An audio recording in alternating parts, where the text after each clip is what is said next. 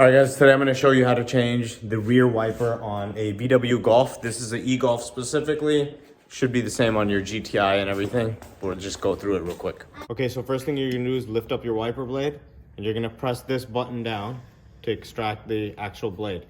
Now, you're going to have to press this all the way. If it gets stuck, then you haven't pressed it all the way. So I'm going to press it as much as I can here. All right, and it got stuck, so that means I haven't pressed it all the way. There we go. You see this thing, you're trying to get this out, so you just press this down.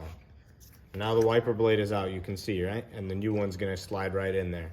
This is what I'm gonna replace it with. So it's a Bosch A 282H. You can look up your specific model of car and you'll be able to find it. And again, it's a direct fit. You can see it's the same size, just a Bosch. Okay? You just slide it right back in. Okay, push this button down, slides in, that's it.